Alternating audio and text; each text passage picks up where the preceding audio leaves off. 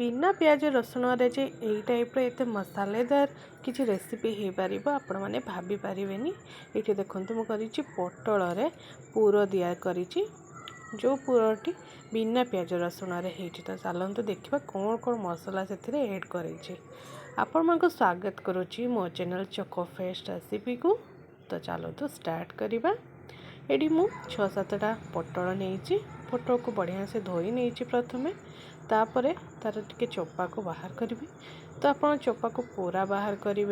मुझे देखूँ गोटे छुरी नहीं छुरी रे जस्ट टिके घसी दूसरी तो ऊपर जो लेयरटा से बाहरी जीव और चोपा पूरा छड़ेवा दरकार नहीं। और बहुत इजी बहुत जल्दी भी ये रेसिपी हो जाए बिना प्याज रसुण रे जे एते बढ़िया रेसिपी हो पार आपण मैंने भाभी पारु नथिबे। पटलर दी भंडी को देखो काटी देछि और मझी रे गोटे कट करुछि। पूरा काटबेनी पटल को जस्ट गोटे आड़ू काटबे। ये देखो मुझे आपको देखी दूसरी केतिकी भीतर को इंसर्ट हम ये टिके देखो मझी को जाइए एपटे भी एवं ताकू टिके खोली नौची केयरफुली खोलिबे नहले पूरा से भांगी जीव। पूरा भीतरटा सफा करदबा। तो गोटे स्पून रे तो भीतर जी मंजी अच्छी पूरा बाहर कर दूची आप हाथ रे भी करें। देखो तो पूरा क्लीन कर देछि। यही टाइप जी पटल आप ने सब पटल को फास्ट यही टाइप पूरा क्लीन करदे और तार मंजी को बाहर को फिंगीबेनी सेटार ही आम ए स्टेप बनवा।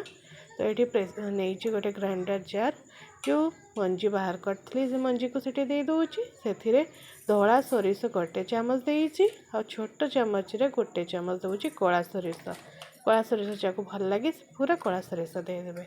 2टा सुखिला लंका आउ जीरा गोटे चामच दूची अल्प पानी देके मुझे ग्राइंड कली बट आपड़ चाहिए पानी न देकी भी ग्राइंड करें।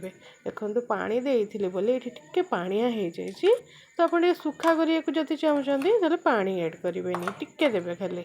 ये पैन गरम हो जाए सोरिष तेल नहीं फुटण छुंक दे दूची तब कंचा लंका काटिकी रखी टेस्ट बढ़ाई कंचा लंका दे देती और जो सोरिष बटा को रखी ताकि बढ़िया से कटी गले कौन हम कि जो कंचा स्मेलटा आसवा कथा से आसबानी बेसी टेस्ट लगे। आप चाहिए कंचा भी सेमती ता भीतर पूरे पारे।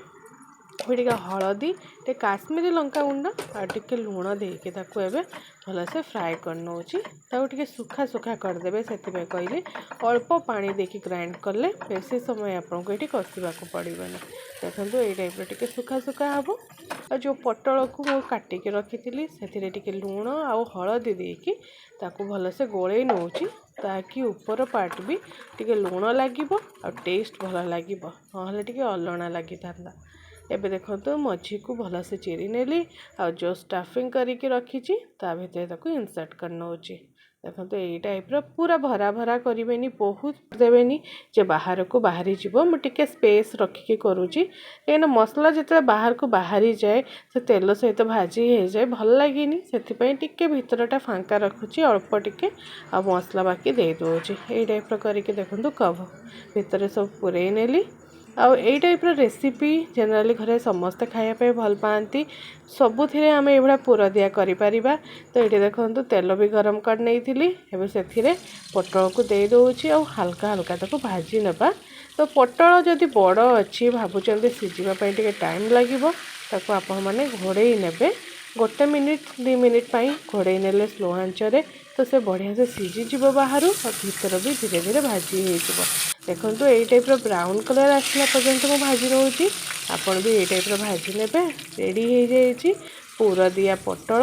आपड़ ये पटल रे भी करें कलरा भी करें कांकड़ भी करें। तो आज तो मुझे आपको पटल रेसिपी देखईदेली और केते सुंदर हो देखो यही टाइप कलरेसन और खाइबार टेस्ट भी बहुत भल था।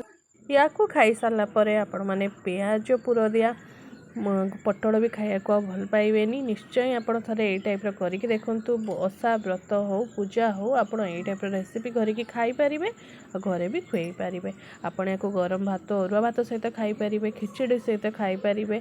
तो निश्चय आपको भल लगे थे ट्राए करके देखूँ। जदि वीडियो आज भल लगी लाइक करेंगे शेयर करेंगे कमेंट करेंगे और जदि चैनल रे नुआ अच्छा सब्सक्राइब करना जल्दी जल्दी जाके सब्सक्राइब कर दिंतु बेल बटन को दबाई दिंतु। रहुची आउ थे पुणी नेक्स्ट वीडियो देखा। Bye bye.